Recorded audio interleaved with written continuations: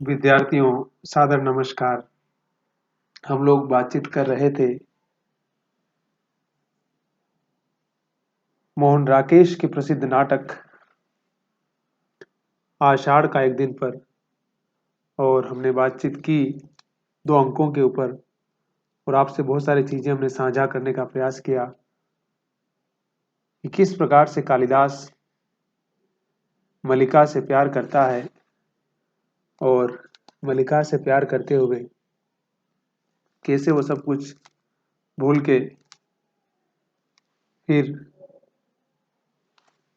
चला जाता है उज्जैनी, क्योंकि उज्जैनी उसको बुलाया जा रहा था कवि के रूप में, राजकवि के रूप में।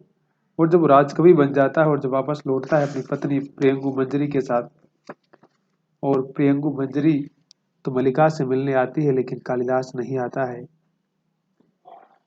तीसरे अंक में हम बातचीत करेंगे कि उसके कुछ वर्षों बाद क्या घटित होता है और मल्लिका की जिंदगी किस प्रकार से कष्टों और दुविधाओं में फंसती जाती है। तो उसके कुछ वर्षों बाद क्या घटित होता है जब प्रियंगु मंजरी उस स्थान को देखने आती है जहां उसका पति इतना बड़ा आदमी बना था, और मल्लिका के घर भी आती है और उसके प्रति सहानुभूति अभिव्यक्त करती है। लेकिन मल्लिका तो सब कुछ जानती है। मातुल, मल्लिका, मल्लिका कौन? मैं हूं मातुल, देखो वर्षा ने मातुल का की क्या दुर्गति कर दी है। तो इसके बाद क्या होता है, मातुल ही जो उसके साथ रहते हैं। अब बरसों बाद मल्लिका की माँ भी इस दुनिया में नहीं है, जिससे उसने प्यार किया, जिसके प्रति अपना सब कुछ समर्पित किया। वो कश्मीर का राजा बन के अपनी शादी करके अपना सुखमय जीवन जी रहा है। उसके पास फुर्सत फुर्सत नहीं है। लेकिन मल्लिका की जिंदगी में क्या हो रहा है? आर्य मातुल, आप इस वर्षा में, मातुल, वर्षा से बचने के लिए तुम्हारे घर के सिवा और कोई शरण नहीं थी। सोचा जो हो मातुल के लिए आज तुम ही वही मल्लिका हो। यह आषाढ़ की वर्षा तो मेरे लिए काल हो रही है। पहले जब 2 पैरों पर चल लेता था तो मैंने कभी भारी से भारी वर्षा की चिंता नहीं की, परंतु अब यह स्थिति है कि बैसाखी आगे रखता हूँ तो पैर पीछे फिसल जाता है, और पैर आगे रखता हूँ तो बैसाखी पीछे फिसल जाती है। बूढ़ा हो गया है मातुल अब। ये जानता है कि राजप्रासाद में रहकर पांव तोड़ बैठूंगा तो भी ग्राम छोड़कर वहां न जाता, है ना। बूढ़ा कि अगर मुझे मालूम होता है कि मैं राजमहलों में जाकर मेरे पैर टूट जाएंगे तो शायद मैं ये गांव को छोड़ करके कभी नहीं जाता, लेकिन क्या करूं मैं। अब पीछे से मेरा घर भी उन लोगों ने ऐसा कर दिया कि कहीं पैर टिकता ही नहीं। इन चिकने शिलाखंडों से तो मिट्टी ही अच्छी थी जो पैर को पकड़ती तो थी। मैं तो अब घर के रहते बेघर हो रहा हूँ, न बाहर रहते बनता है न अंदर। उन श्वेत शिलाखंडों के दर्शन से भी मुझे प्रासाद का स्मरण हो जाता है जहाँ रहकर एक पांव तोड़ आया हूँ। मल्लिका, खड़े रहने में कष्ट होगा, आसन ले लीजिए। मातुल, मुझसे कोई पूछे तो मैं कहूंगा कि राजप्रासाद में रहने से अधिक कष्टप्रद स्थिति संसार में हो ही नहीं सकती। आप आगे देखते हैं तो प्रतिहारी आ रहे हैं, पीछे देखते हैं तो प्रतिहारी आ रहे हैं। सच कहता हूँ, मुझे कभी पता ही नहीं चल पाया कि प्रतिहारी मेरे पीछे चल रहे हैं। मैं प्रतिहारियों के पीछे चल रहा हूँ। और इससे भी कष्टकर स्थिति यह थी कि जिन व्यक्तियों को देखकर मेरा आदर से सिर झुकने को मन करता था, वे मेरे सामने सिर झुका देते थे, मेरे सामने। अब देखिए वो सारी स्थितियां बता रहा है मातुल की जिंदगी में क्या होता है और वक्त के बदलने के साथ चीजें कैसे बदलती हैं। आदमी की जिंदगी में सिर्फ सुख ही सुख आता है तब उसकी स्थिति, उसकी मनोदशा किस प्रकार की हो जाती है, ये सारी चीजें मातुल बता रहा है मल्लिका को। बताओ मातुल, में ऐसा क्या है जिसके आगे कोई सिर झुकाएगा? मातुल न देवी है, न देवता, न पंडित है, न राजा है, तो फिर क्यों कोई सिर झुकाकर भावुक होकर के उसकी प्रतिनिधि ये कर। लोग मातुल की तो क्या, मातुल के शरीर भी से उतारे वस्त्रों तक की वंदना करने को प्रस्तुत है, और मैं बार बार अपने को छूकर देखता हूँ कि मेरा शरीर हाड़ मांस का ही है या चिकने पत्थर का हो गया है, जैसे मंदिरों में देवी देवताओं का होता है। यहाँ आकर सबसे बड़ा सुख यही है कि न कोई भूख कर मेरी वंदना करता है और न ही मुझे भ्रम होता है कि मैं आगे चल रहा हूँ या प्रतिहारी आगे चल रहे हैं। केवल ये वर्षा मुझसे नहीं सही जाती। अब देखिए कि एक जो आम आदमी होता है उसे इस तरह ये सब लावा लश्कर पसंद नहीं होता है ना। तो मातुल सामान्य आदमी है और जो राजसी प्रोटोकॉल्स होता है, राजसी जो जिंदगी होती है उसका अलग जलवा होता है ना। मलिक का वस्त्र सुखाने के लिए आग लगा दूं? मातुल तुमने घर को क्या अवस्था कर रखी है। अंबिका के न रहने से घर की अवस्था ही नहीं रही। ये ठीक है कि प्रियंकु मंजरी ने तुम्हारे लिए कुछ वस्त्र और स्वर्ण मुद्राएं भिजवाई थी तो तुमने लौटा दी। मुझे उनकी आवश्यकता नहीं थी मातुल, और इस घर के परिसंस्कार के लिए भी उसने स्थपतियों से कहा था। मैंने किसी परिसंस्कार की आवश्यकता नहीं समझी। आग लगा दूं? नहीं, वर्षा थम रही है। हल्की हल्की बूंदे हैं। किसी तरह घिसटता हुआ घर पहुंच जाऊं तो वहीं वस्त्र सुखाऊंगा। फिर धारासार बरसने लगे तो बस। तुमने कश्मीर का कुछ समाचार सुना है? मल्लिका गंभीर हो जाती है। मैं हर समय घर में ही रहती हूँ, कहीं का भी समाचार कैसे सुन सकती हूँ? मातुल मैंने सुना है, विश्वास नहीं होता परंतु होता भी है। राजनीति में कुछ भी असंभव नहीं है। जितना संभव है कि ऐसा न हो उतना ही संभव है कि ऐसा हो, और यह भी संभव है कि जो हो वह न हो। पता है ना कि पॉलिटिक्स में और क्रिकेट में कुछ भी हो सकता है वाली बात है। और मातुल वही बोल रहा है कि राजनीति में कुछ भी हो सकता है कभी भी, इसलिए पहले से कुछ भी प्रिडिक्शन नहीं करना चाहिए। परंतु समाचार क्या है मातुल? समाचार यही कि सम्राट का निधन हो गया है। कश्मीर में विद्रोही शक्तिशाली शक्तियां सिर उठा रही है। वहीं से आए एक आहत सैनिक का कहना है कि कालिदास ने कश्मीर छोड़ दिया है। उन्होंने कश्मीर छोड़ दिया है और अब पुनः उज्जैनी चले गए हैं। नहीं, उज्जैनी नहीं गया। वहां के लोगों का तो कहना है कि उसने संन्यास ले लिया है और काशी चला गया है। परंतु मुझे विश्वास नहीं होता। उसका राजधानी में इतना मान है। यदि कश्मीर में रहना संभव नहीं था तो उसे सीधे राजधानी चले जाना चाहिए था, परंतु असंभव भी नहीं है। एक राजनीतिक जीवन दूसरे कालिदास में आज तक दोनों में किसी की भी धुरी नहीं पहचान पाया। मैं समझता हूँ कि जो कुछ मैं समझ पाया हूँ, सत्य सदा इसके विपरीत होता है, और अब जब विपरीत तक पहुँचने लगता हूँ तो सत्य उस विपरीत से विपरीत हो जाता है। अतः मैं जो कुछ समझ पाता हूँ वह सदा झूठ होता है। इससे सब तुम निष्कर्ष निकाल लो कि सत्य क्या हो सकता है, कि उसने संन्यास ले लिया या नहीं लिया। मैं समझता हूँ कि उसने संन्यास नहीं लिया, इसलिए सत्य यही होना चाहिए कि उसने संन्यास ले लिया और काशी चला गया है। देखिए कि ये बहुत वर्षों की बात है, जब कश्मीर का राजा बन जाता है और फिर वहाँ विद्रोह हो जाता है और कहा जाता है कि कालिदास वहां से छोड़ के या तो कश्मीर चला गया monk साधु बन के, या फिर कहीं और जगह चला गया है वो, या फिर वापस उज्जैन आ गया, या फिर वापस अपने ग्राम आ गया है। नहीं, ये सत्य नहीं हो सकता। मेरा हृदय इसे स्वीकार नहीं कर सकता। मैंने तुमसे क्या कहा था कि मैं जो कहूंगा वह कभी सत्य नहीं हो सकता, इसलिए मैं कुछ नहीं कहता।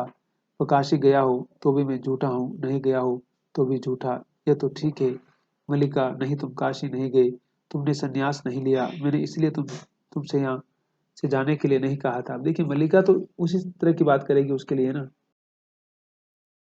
तो मल्लिका क्या कहती है उसके बारे में? मैंने इसलिए भी नहीं कहा था कि तुम जाकर कहीं का शासन संभालो। फिर भी जब तुमने ऐसा किया मैंने तुम्हें शुभकामनाएं दी। यद्यपि प्रत्यक्ष तुमने वे शुभकामनाएं ग्रहण नहीं की। मैं यद्यपि तुम्हारे जीवन में नहीं रही परंतु तुम मेरे जीवन में सदा बने रहे हो। मैंने कभी तुम्हें अपने से दूर नहीं होने दिया। तुम रचना पाठ करते रहे और मैं समझती रही कि मैं सार्थक हूँ, मेरे जीवन की भी कुछ उपलब्धि है। और आज तुम मेरे जीवन को इस तरह निरर्थक निरर्थक कर दोगे। तुम जीवन से तटस्थ हो सकते हो परंतु मैं तो अब तटस्थ नहीं हो सकती। क्या जीवन को तुम मेरी दृष्टि से देख सकते हो? जानते हो मेरे जीवन के वर्ष कैसे व्यतीत हुए? मैंने क्या क्या देखा, क्या से क्या हुई। अब देखिए वो अपनी पीड़ा बता रही है कि मैं तुम्हारे जीवन का अभिन्न हिस्सा रही और मैं तुमको अपने आप से कभी दूर नहीं कर पाई। और तुम्हें मालूम है कि मैंने किस प्रकार से तुम्हारे प्रति अपने आप को समर्पित किया, और ये मेरा वक्त किस प्रकार से गुजरा, शायद इसकी तुम्हें कल्पना भी नहीं होगी।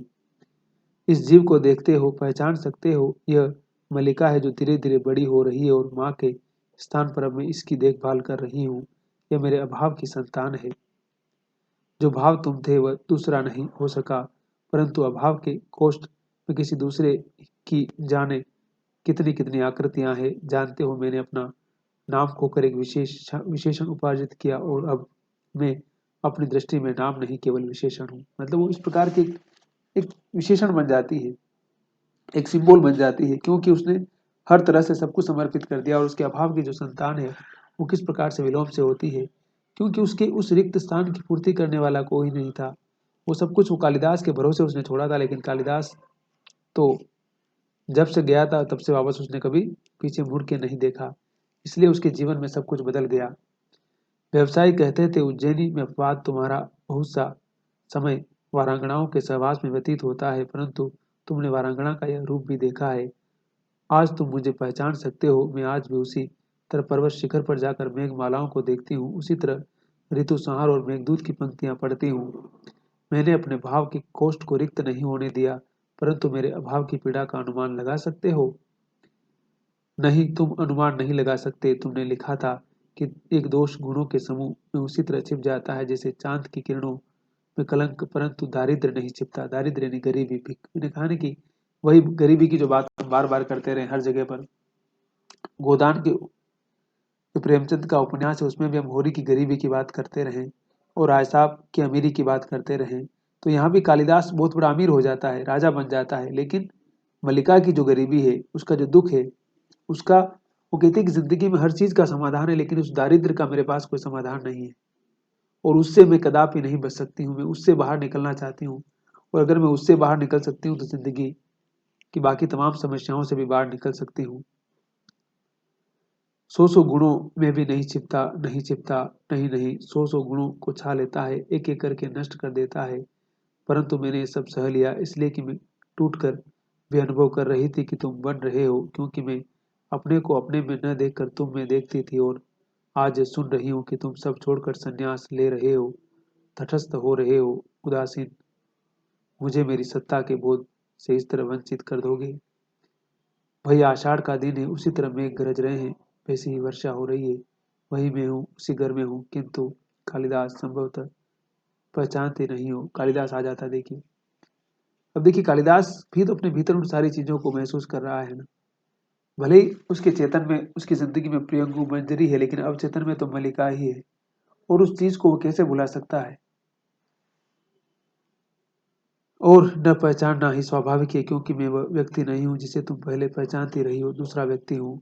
और सच कहूँ तो वह व्यक्ति हूँ जिसे मैं स्वयं नहीं पहचानता। तुम इस तरह जड़ सी क्यों खड़ी हो? मुझे देखकर बहुत आश्चर्य हुआ। मल्लिका, आश्चर्य? मुझे विश्वास ही नहीं हो रहा कि तुम हो और मैं तुम्हें देख रही हूँ। वास्तव में मैं ही हूँ। कालिदास, देख रहा हूँ कि तुम भी वही नहीं हो। सब कुछ बदल गया है। यह संभव है कि परिवर्तन केवल मेरी दृष्टि में हुआ है। अब देखिए, कालिदास अनजाने अनजाने लौट के आता है। ये भी देखिए, मल्लिका के बारे में जो खबरें आ रही थी, या मल्लिका को जो सूचनाएं मिल रही थी, वो अलग तरह की थी, लेकिन कालिदास यहाँ अलग रूप में आता है और अचानक उसके सामने खड़ा हो जाता है, और उसको इस बात का एहसास होने लगता है कि कैसे हो गया। लेकिन वो जानती थी कि वो लौट के आएगा एक दिन जरूर। मुझे विश्वास नहीं हो रहा है कि ये स्वप्न नहीं है, नहीं स्वप्न नहीं है, यथार्थ है कि मैं यहाँ हूँ। दिनों की यात्रा करके थका टूटा हरा हुआ यहाँ आया हूँ कि एक बार यहाँ के यथार्थ को देख लूँ। बहुत भीग गए हो, मेरे यहाँ सूखे वस्त्र नहीं है, पर मैं, कालिदास, मेरे भीगे होने की चिंता मत करो। जानती हो, इस तरह भीगना भी जीवन में की एक महत्वाकांक्षा हो सकती है। वर्षों बाद भीगा हूँ, अभी सूखना नहीं चाहता। चलते चलते बहुत थक गया था, कई दिन ज्वर आता रहा, परंतु इस वर्षा से जैसे सारी थकान मिट गई। बहुत थक गए हो? थक गया था, अब भी थका हूँ, परंतु वर्षा ने थकान कम कर दी है। तुम सचमुच पहचाने नहीं जाते, और तुम ही कहाँ पहचानी जाती हो। यह घर भी कितना बदल गया हो, और मैं आशा कर रहा था कि सब कुछ वैसा ही होगा जो कहते हो, यथास्थान। पर कुछ भी तो यथास्थान नहीं है। तुमने सब कुछ बदल दिया है, सभी कुछ बदल दिया। मल्लिका, मैंने नहीं बदला। कालिदास, जानता हूँ तुमने नहीं बदला, परंतु मल्लिका, मैंने नहीं सोचा था कि यह घर कभी मुझे अपरिचित भी लग सकता है। यहाँ की प्रत्येक वस्तु का स्थान और विन्यास इतना निश्चित था, परंतु आज सब कुछ अपरिचित लग रहा है। कालिदास कह रहा है कि सब कुछ बदल गया है, लेकिन कालिदास को पता नहीं कि वो कितना बदल गया है, और समय कितना बदल गया है, और समय कितना बीत चुका है। वो इतने बरसों बाद आ रहा है। उसने कभी सोचा नहीं कि मल्लिका ने सारे समय, ये बरस कैसे गुजारे होंगे, किन कष्टों, किन अभावों, किन पीड़ाओं में। और तुम भी अपरिचित लग रही हो, इसलिए कहता हूँ कि संभव दृश्य उतना नहीं बदला जितना मेरी दृष्टि बदल गई है। मल्लिका, थके हो, बैठ जाओ, आंखों से लगता है तुम अब भी स्वस्थ नहीं हो। कालिदास, बहुत दिन इधर उधर भटकने के बाद आया हूँ। कश्मीर जाते हुए जिस कारण से नहीं आया था, आज उसी कारण से आया हूँ। मल्लिका, आर्य मातुल ने आज ही पता चला था कि तुमने कश्मीर छोड़ दिया है। हाँ, क्योंकि सत्ता और प्रभुता का मोह छूट गया है। अब वो बोल रहा है कि मुझे सत्ता और प्रभुता से मोह नहीं है। उस समय तो चला गया सब कुछ करने के लिए। अब कालिदास कह रहा है कि मुझे सत्ता और प्रभुता की आवश्यकता नहीं है। आज मैं उस सबसे युक्त हूँ जो वर्षों से मुझे कसता रहा है। कश्मीर में लोग समझते हैं कि मैंने संन्यास ले लिया, परंतु मैंने संन्यास नहीं लिया। मैं केवल मात्रगुप्त के कलेवर से मुक्त हुआ हूँ, क्योंकि इसको मात्रगुप्त बनाकर मैं राजा बना के भेजा था ना। तो कह रहा है कि मैं उन सारी चीजों से मुक्त और आजाद हो चुका हूँ और मैं अलग तरह का आदमी बन चुका हूँ। मैं केवल मात्रगुप्त के कलेवर से मुक्त हुआ हूँ, जिससे पुनः कालिदास के कलेवर में जी सकूं। एक आकर्षण सदा मुझे इस सूत्र की ओर खींचता रहा, जिसे तोड़कर मैं यहाँ से गया था। यहाँ की एक वस्तु में जो आत्मीयता थी, वह यहाँ से जाकर मुझे कहीं नहीं मिली। मुझे यहाँ की एक एक वस्तु के रूप और आकार का स्मरण है। कुंभ, बाग, छाल, कुशा, दीपक, गेरू की आकृतियां और तुम्हारी आंखें। जाने के दिन तुम्हारी आंखों का जो रूप देखा था, वह आज तक मेरी स्मृति में अंकित है। मैं अपने को विश्वास दिलाता हूँ कि कभी भी लौट कर आऊंगा, यहाँ सब कुछ वैसा ही रहेगा। मल्लिका, द्वार बंद रहने दो, तुम जो बात कर रहे हो करते जाओ। देख तो लो कौन आया है। वर्षा का दिन है, कोई भी हो सकता है, तुम बात करते रहो, वह चला जाएगा। कालिदास, कौन था वह? कहाँ न कोई भी हो सकता है। वर्षा में जिस किसी को आश्रय की आवश्यकता पड़ सकती है, परंतु मुझे इसका स्वर बहुत विचित्र सा लगा। तुम यहाँ के संबंध में बात कर रहे थे। लगा जैसे मैं इस स्वर को पहचानता हूँ, जैसे यहाँ की हर वस्तु की तरह यह भी किसी परिचित स्वर का बदला हुआ रूप है। मल्लिका, तुम थके हुए और अस्वस्थ हो, बैठ कर बात करो। कालिदास, मैं बहुत बार अपने संबंध में सोचा कि मल्लिका, और हर बार इस निष्कर्ष पर पहुंचा कि अंबिका ठीक कहती थी। अब देखिए वो बात अपनी बात पे आ जाता है। अब वापस, क्योंकि मल्लिका का समय निकल चुका है और अंबिका हमेशा कहती थी कि मल्लिका, जिंदगी सिर्फ भावनाओं से नहीं चलती है। और कालिदास अब जिसे जस्टिफिकेशन दे रहा है, मैं यहाँ से क्यों नहीं जाना चाहता था। एक कारण यह भी था कि मुझे अपने पर विश्वास नहीं था। मैं नहीं जानता था कि अभाव और प्रताड़ना का जीवन व्यतीत करने के बाद प्रतिष्ठा और सम्मान के वातावरण में जाकर मैं कैसा अनुभव करूंगा। मन में कहीं यह आशंका थी कि वह वातावरण मुझे छा लेगा और मेरे जीवन की दिशा बदल देगा। और यह आशंका निराधार नहीं थी। वो क्या कह रहा है कि एक यहाँ अपमान अभाव का जीवन जिया मैंने, लेकिन वहां मुझे मान सम्मान सब कुछ मिल रहा था और सब कुछ मिला मुझे। इसलिए मुझे इस चीज का एहसास नहीं हो रहा था कि मतलब मेरी मनस्थिति में क्या होगी और मैं अपने आप को किस दिशा में ले जाऊंगा। तो ये सब होता है और कालिदास अब ये बोल रहा है कि मुझे इस बात का यकीन नहीं था कि इस प्रकार का लानत भरा जीवन जीने के बाद मुझे इतना बड़ा सम्मान मिलेगा और उसके बाद में अपनी औकात भूल जाऊंगा कि नहीं भूल जाऊंगा। और सच यही हुआ कि मैं अपनी औकात भूल गया, मैं तुम्हें भूल गया। आंखें मल्लिका की ओर झुक जाती है। तुम्हें बहुत आश्चर्य हुआ था कि मैं कश्मीर का शासन संभालने जा रहा हूँ। तुम्हें यह बहुत अस्वाभाविक लगा होगा, परंतु मुझे इसमें कुछ भी अस्वाभाविक प्रतीत नहीं होता। अभावपूर्ण जीवन की वह एक स्वाभाविक प्रतिक्रिया थी। क्या बोल रहा है कि जब अभाव का जीवन जिया था ना, तो अब इतना बड़ा पद मिला तो मुझे उस सबको लेना था। मुझे बस शायद मुझे दुनिया को दिखाना था कि मैं कुछ कर सकता हूँ, मेरे अंदर काबिलियत है, मैं वो काम भी कर सकता हूँ। ये वो स्पष्टीकरण दे रहा है। किसके सामने? मल्लिका के सामने। अभावपूर्ण जीवन की वह एक स्वाभाविक प्रतिक्रिया थी। संभवतः उसमें कहीं उन सबसे प्रतिशोध लेने की भावना भी थी जिन्होंने अब तक मेरी भर्त्सना की थी, मेरा उपहास उड़ाया था, है ना। वही वाली बात वो कह रहा है कि मतलब इतने समय तक मैं कुछ नहीं था ना, तो मैं कुछ बनना चाहता था ताकि उन लोगों को बता सकूं कि जिन्होंने हमेशा मेरा अपमान किया, जिन्होंने हमेशा मुझे नीचा दिखाया। बस यही बात है कि जब आप असफल होते हैं ना, तब दुनिया आपको किस तरह से देखती है, जब सफल हो जाते हैं तो फिर दुनिया कैसे देखती है। कालिदास उसी द्वंद्व की बात कर रहा है और ये आधुनिक काल का ही द्वंद्व है, हमारे ही समाज का यथार्थ है, हमारे ही समाज की वास्तविकता है, जिसको कालिदास अपने जीवन के माध्यम से अभिव्यक्त कर रहा है। और अपनी कहानी स्वयं बता रहा है। परंतु मैं यह भी जानता था कि मैं सुखी नहीं हो सकता। मैंने बार बार अपने को विश्वास दिलाना चाहा कि कभी उस वातावरण में नहीं, मुझ में है। मैं अपने को बदल लूं तो सुखी हो सकता हूं, परंतु ऐसा नहीं हुआ। न तो मैं बदल सका, न सुखी हो सका। अधिकार मिला, सम्मान बहुत मिला। जो कुछ मैंने लिखा उसकी प्रतिलिपियां देश भर में पहुंची, परंतु मैं सुखी नहीं हुआ। किसी और के लिए वह वातावरण और जीवन स्वाभाविक हो सकता था, मेरे लिए नहीं था। एक राज्याधिकारी का कार्यक्षेत्र मेरे कार्यक्षेत्र से भिन्न था। मुझे बार बार अनुभव होता है कि मैंने प्रभुता और सुविधा के मोह में पड़कर उस क्षेत्र में अनाधिकार प्रवेश किया है, और जिस विशाल में मुझे रहना चाहिए था उससे दूर हट गया हूँ। जब भी मेरी आंखें दूर तक फैली क्षितिज रेखा पर पड़ती, तभी यह अनुभूति मुझे सालती कि मैं उस विशाल से दूर हट आया हूँ। मैं अपने को आश्वासन देता कि आज नहीं तो कल मैं परिस्थितियों पर वश पा लूंगा और समान रूप से दोनों क्षेत्रों में अपने को बांट दूंगा, परंतु मैं स्वयं ही परिस्थितियों के हाथों बनता और चालित होता रहा। जिस कल की मुझे प्रतीक्षा थी वह कल कभी नहीं आया, और धीरे धीरे खंडित होता गया, और धीरे धीरे मैं खंडित होता गया और एक दिन मैंने पाया कि मैं सर्वथा टूट गया हूँ। मैं वह व्यक्ति नहीं हूँ जिसका उस विशाल के साथ कुछ भी संबंध था। वो क्या बोल रहा है कि मैं किस प्रकार से टूट गया हूँ और परिस्थितियों ने किस प्रकार से मुझे पूरी तरह से बदल दिया, ये बता रहा है। कश्मीर जाते हुए मैं यहाँ से होकर नहीं जाना चाहता था। मुझे लगता था कि यह प्रदेश, यहाँ की पर्वत श्रृंखला और उपत्यकाएं मेरे सामने एक मुख्य प्रश्न का रूप ले लेंगी। फिर भी लोभ का स्मरण नहीं हुआ, परंतु उस बार यहाँ आकर मैं सुखी नहीं हुआ।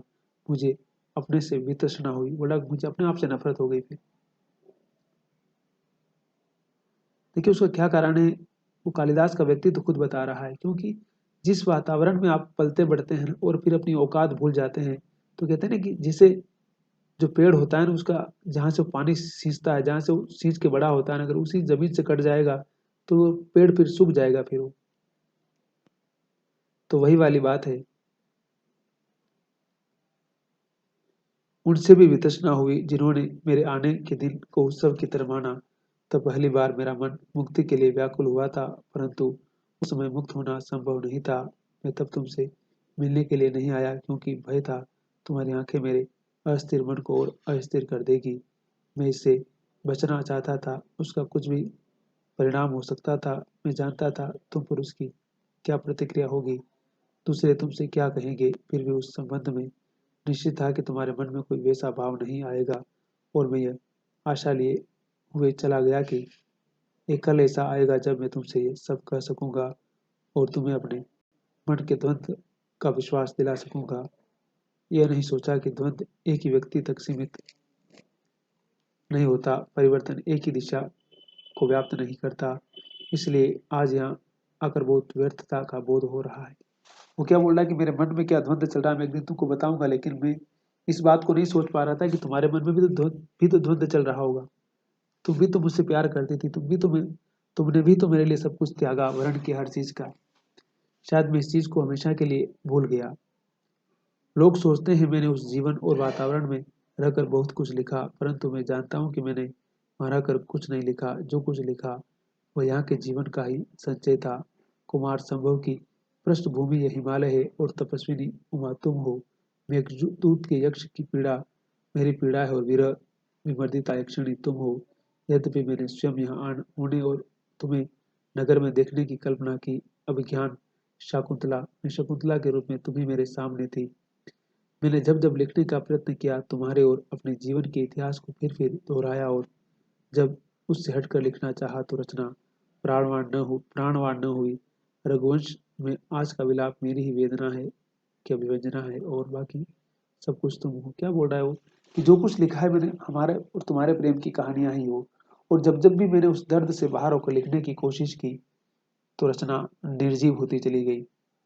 चाहता था तुम ये सब पढ़ पाती, परंतु सूत्र कुछ इस रूप से टूटा कि कालिदास मेघदूत, तुम्हारे पास मेघदूत की प्रतियां कैसे पहुंच गई। मेरे पास तुम्हारी सब रचनाएं हैं। रघुवंश और शकुंतलम की प्रतियां कुछ ही मास पहले मुझे मिल पाई। तुम्हारे पास मेरी सब रचनाएं हैं, परंतु वे यहाँ कैसे उपलब्ध हुई, क्या उज्जैनी के व्यवसायी कभी कभी इस मार्ग से होकर भी जाते हैं और उनके पास ये प्रतियां मिल जाती है। मैंने कहकर मंगवाई थी। वर्षा वर्ष 2 वर्ष में कहीं एक प्रतिलिपि मिल पाती थी और इसके लिए धन वर्ष 2 वर्ष में एक प्रति मिल जाती थी। धन एकत्रित करने के लिए बहुत समय रहता था। देखिए कि क्योंकि इसके जीवन में हर तरह का अभाव था। पैसा कमाने वाला कोई है नहीं, प्रेम करने वाला कोई है नहीं, तो बाहर से भी मल्लिका खाली है और भीतर से भी खाली है। और जब इंसान बाहर से भी खाली होता है और भीतर से भी खाली होता है तो उसकी पीड़ा, उसके कष्ट का अंदाजा आप लगा सकते हैं। कालिदास, जो अभाव वर्षों से मुझे साले हैं वे आज और बड़े प्रतीत होते हैं।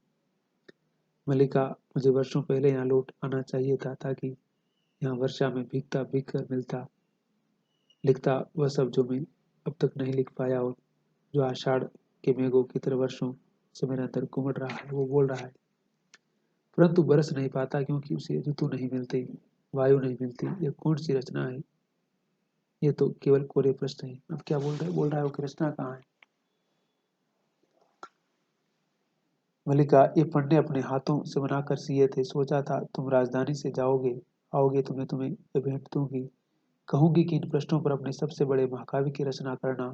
परंतु उस बार तुम आकर भी नहीं आए और ये भेंट यहीं पड़ी रही। अब तो ये पन्ने टूटने भी लगे हैं और मुझे कहते संकोच होता है कि तुम्हारी रचना के लिए हैं।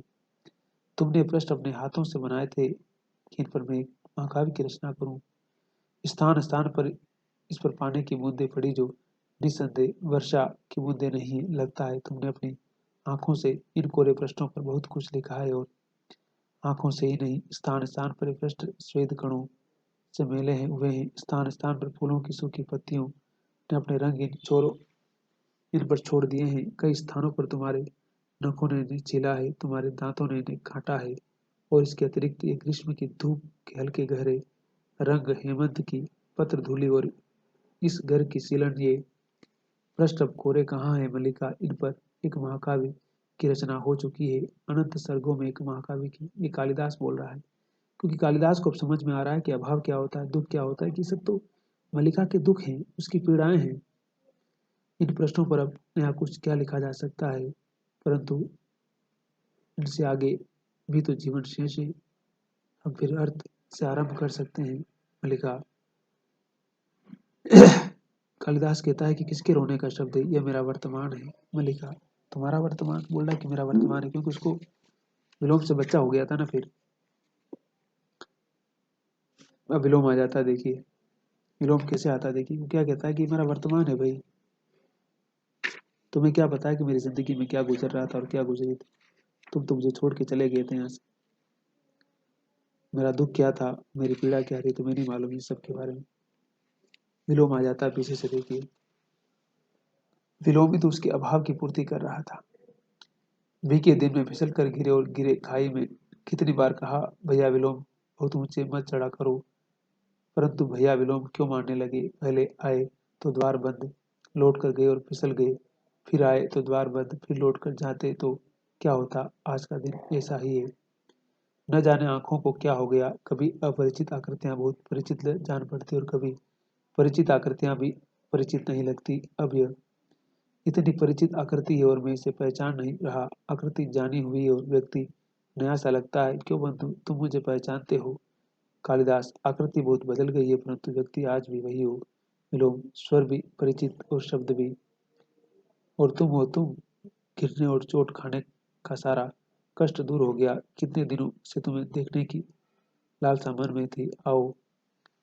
कालिदास उसके सामने से हट जाता है। गले नहीं मिलोगे, मेरा शरीर मेला है इसलिए, या मुझे से घृणा है, परंतु इस तरह मेरा तुम्हारा संबंध नहीं टूट सकता। तुमने कहा था ना कि हम एक दूसरे के बहुत निकट पड़ते हैं। नहीं कहा था? मैंने इन वर्षों में उस निकटता में अंतर नहीं आने दिया। मैं तो समझता हूँ कि अब हम एक दूसरे के और भी निकट पड़ते हैं। क्यों मल्लिका, मैं ठीक कहता? तुम वहां स्तंभित क्यों खड़ी हो? विलोम, इस घर में अब तो अयाचित अतिथि नहीं है। अब तो वह अधिकार से जाता है नहीं। अब तो वह इस घर में कालिदास का स्वागत और आतिथ्य कर सकता है नहीं। मैंने कहा नहीं कि अब मल्लिका उसकी पत्नी बन चुकी है क्योंकि अभाव की जिंदगी में जो साथ देता है वही सबसे महत्वपूर्ण होता है। विलोम उसका साथ दिया और उसको एक संतान भी हो जाती है। कहोगे कितनी आकस्मिक बात है कि तब भी मुझसे इसी घर में भेंट हुई थी और आज भी यहीं हुई, परंतु सच मानो यह आकस्मिक बात नहीं है। तुम जब भी आते हो हमारी भेंट यही होती है। तुमने अब तक कालिदास के आतिथ्य का उपक्रम नहीं किया। वर्षों के बाद एक अतिथि घर में आए और उसका आतिथ्य न हो। जानती हो कालिदास को इस प्रदेश के हरिण शावकों का कितना मोह है। एक हरिण शावक इस घर में भी है। तुमने मल्लिका की बच्ची को नहीं देखा। उसकी आंखें किसी हरिण शावक से कम सुंदर नहीं है। और जानते हो अष्टावक्र क्या कहता है? कहता है मल्लिका अरे विलोम। विलोम हंसता है। देखिए वही वाली बात है कि मतलब जो बड़ी बड़ी बातें कालिदास करता था वो सब बातें कहाँ चली गई। राज मतलब किस प्रकार से धन ऐश्वर्य और संपत्ति किस प्रकार से इंसान को कहाँ से कहाँ पहुंचा सकती है, उसके व्यक्तित्व को कितना बदल सकती है, उसकी संवेदनशीलता को कितना बदल सकती है, ये भी महत्वपूर्ण है ना। तुम नहीं चाहते कि कालिदास से जाने कि अष्टावक्र क्या कहता है, परंतु मुझे उसकी बात पर विश्वास नहीं होता। मैं इसलिए कह रहा था कि संभव है कालिदास से देखकर बता सके कि अष्टावक्र की बात कहाँ तक सच है। क्या बच्ची की आकृति सचमुच विलोम से मिलती है या विलोम की ही बेटी है तो उससे मिलेगी आकृति तो। चलो देखोगे कालिदास, यहाँ से चले जाओ विलोम। चला जाऊं? इस घर से या ग्राम प्रांतर से ही सुना है शासन बहुत बली होता है, प्रभुता में बहुत सामर्थ्य होती है ना। अब इस प्रकार की बात कर रहा है वो, क्योंकि विलोम का यहाँ कोई दोष नहीं है। आप पिछले अंक में हम बात करेंगे तो पता चल जाएगा कि विलोम भले ही उसका विलेन लगता है लेकिन विलेन है नहीं है वो असल में मलिका के जीवन का सबसे बड़ा सहारा वही बनता है। जब सब कुछ छोड़ के चले गए, सब कोई उसका साथ नहीं दिया और कालिदास अब बरसों बाद आ रहा है जब मलिका की जिंदगी में भी बुढ़ापा आ चुका है, तो क्या वो उसका इंतजार करती रहती, बैठी रहती क्या? कालिदास, मैं कह रहा हूँ इस समय यहाँ से चले जाओ विलोम, क्योंकि तुम यहाँ लौट आए हो, क्योंकि वर्षों से छोड़ी हुई भूमि आज भी तुम्हें अपनी प्रतीत होने लगी है, क्योंकि तुम्हारे अधिकार शाश्वत है। कमेंट करा क्या? तुम्हारे अधिकार शाश्वत है क्या? तुम चाहो जो करो, तुम्हारे लिए चाहे दूसरे बर्बाद हो जाए, तबाह हो जाए, जैसे तुमसे बाहर जीवन की गति ही नहीं है। तुम ही तुम हो और कोई नहीं, परंतु समय निर्दय नहीं है। उसने औरों को भी सत्ता दी है, अधिकार दिए हैं। वह घूप और नैवेद्य लिए घर की देहली पर रुका नहीं रहा। उसने औरों को अवसर दिया है ना। कहते हैं ना कि समय किसी का इंतजार नहीं करता ना भाई। तो समय आ गया और कालिदास तो कहाँ रह गया, और विलोम और मल्लिका पति पत्नी बन के संतान हो गया, परिवार हो गया उनका। लेकिन कालिदास इस चीज को स्वीकार करने को तैयार नहीं है कि समय चलता है। तो ये कालिदास की गलती है, ये उसमें मल्लिका की गलती नहीं है और न विलोम की गलती है। निर्माण किया है, तुम्हें उसके निर्माण से वितृष्णा होती है, क्योंकि तुम जहाँ अपने को देखना चाहते हो नहीं देख पा रहे। निर्माण मतलब संतान होगी उसको ना भाई। तुम चाहते हो इस समय मैं यहाँ से चला जाऊं। मैं चला जाता हूँ इसलिए नहीं कि तुम आदेश देते हो, परंतु इसलिए कि तुम आज यहाँ अतिथि हो। अतिथि की इच्छा का मान होना चाहिए। देखना मल्लिका, आतिथ्य में कोई कमी न रहे। जो आतिथ्य वर्षों में एक बार आता है वह आगे जाने कभी आएगा या नहीं। मल्लिका, क्या सोच रहे हो? कालिदास, सोच रहा हूँ कि वह आषाढ़ का ऐसा ही दिन था, ऐसी घाटी के मेघ में और असमय अंधेरा अंधेरा हो रहा था। अब देखिए क्या करे, पश्चाताप की दुनिया में भी उसको पश्चाताप भी है, लेकिन कर कुछ नहीं सकता ना, समय बहुत निकल चुका है ना। क्या करेगा वो? मैं घाटी में एक आहत हरिण शावक को देखा था और उठाकर यहाँ ले आया था। तुमने उसका उपचार किया था। और भी तो कुछ सोच रहे हो? और सोच रहा हूँ कि उपकत्याओं का विस्तार वही है, पर्वत शिखर की ओर जाने वाला मार्ग भी वही है, वायु भी वैसी ही वायु में वैसी ही नमी है, वातावरण की ध्वनियाँ भी वैसी ही है। और यही की चेतना है जिसमें कंपन होता है, यही हृदय है जिसमें आवेश जागता है। परंतु परंतु बकोरे प्रश्नों का महाकाव्य तब नहीं लिखा गया था। मल्लिका, तुम कह रहे थे कि तुम फिर अत से आरंभ करना चाहते हो। मतलब मल्लिका क्या मतलब वो क्या कह रहा है कि सब कुछ वही है, वही हवाएं, वही प्रवृत्ति है, वही पर्वत है, वही सब कुछ है। मतलब तुम फिर से मेरे साथ प्रेम करना चाहते हो, जबकि मेरी जिंदगी जा चुकी है। तुम फिर से शुरू करना चाहते हो। मैंने कहा था मैं अत से आरंभ करना चाहता हूँ। यह संभवतः इच्छा का समय के साथ द्वंद्व था, परंतु देख रहा हूँ कि समय अधिक शक्तिशाली है। क्योंकि क्या बोल रहा है कि मेरी इच्छा है, लेकिन समय तो निकल चुका है, क्योंकि समय ज़्यादा शक्तिशाली है। सारे फैसले वही करता है, क्योंकि क्योंकि वो प्रतीक्षा नहीं करता। कालिदास क्या कहता है कि समय किसी का इंतजार नहीं करता है। मल्लिका, कालिदास, कालिदास। बस नाटक ही खत्म हो जाता है। पैर बाहर की ओर बढ़ने लगते, परंतु बच्ची बाहों में देख कर जैसे वही जकड़ आती है, फिर टूटी सी आकर आसन पर बैठ जाती है और बच्ची को और साथ सटाकर रोती हुई उसे चूमने लगती है। बिजली बार बार चमकती है और मेघ गर्जन सुनाई देता रहता है। बस नाटक ही खत्म हो जाता है। समझ गए बात? तो यही आषाढ़ का एक दिन नाटक है मोहन राकेश का। और किस तरह के अंतर्द्वंद, किस प्रकार के अंतर विरोधों को मोहन राकेश बता रहे हैं। ये तीसरा अंक है जिसको हम पढ़ चुके हैं और नाटक पूरा हो चुका है। आप तीनों अंक हमने अपलोड कर दिए हैं। आप YouTube पे आकर देखिए, लाइक कीजिए, सब्सक्राइब कीजिए, अपने दोस्तों में शेयर कीजिए। आपके पाठ्यक्रम में शामिल है तो इसको बार बार सुनिए। नाटक बहुत प्रभावशाली और बहुत कुछ संदेश देता है हमें, कालिदास के माध्यम से, विलोम के माध्यम से और मल्लिका के माध्यम से। तो कालिदास अब इतने वर्षों के बाद फिर से सब कुछ शुरू करना चाहता है, लेकिन उसको मालूम है कि समय जा चुका है। और आप भी जानते हैं, हम भी जानते हैं कि समय फिर कभी लौट के नहीं आता है। बस जीवन का यही दस्तूर है और यही समय की वास्तविकता है। तो नमस्कार। और आषाढ़ का एक दिन नाटक जो 1958 में प्रकाशित हुआ था और आज 2025, आज की तारीख आपको मालूम ही है, 10 फरवरी है। 10 फरवरी 2025 में हम ये सारी बातचीत कर रहे हैं। और मैंने कहा ना कि साहित्य की कितनी बड़ी भूमिका होती है। साहित्य इस प्रकार की भूमिका अदा करता है जहाँ समय के गुजरने के साथ साथ उसकी प्रासंगिकता, उसका महत्व और भी बढ़ता जाता है। वो भी और भी बहुत सारे सवालों के साथ जोड़ता रहता है कि एक आदमी जो बिल्कुल गरीब है, दुख में जीवन जी रहा है, लेकिन एक समय बहुत बड़ा आदमी बन जाता है, तब उसके व्यक्तित्व में क्या परिवर्तन होता है, तब उसकी सोच कैसे बदलती है, तब वो क्या सोचता है जिंदगी के बारे में, बाकी सब सारी चीज़ों के बारे में, जो गरीब रह गए हैं उनके बारे में, जिनके साथ वो पला बड़ा, खेला खुदा मस्ती की।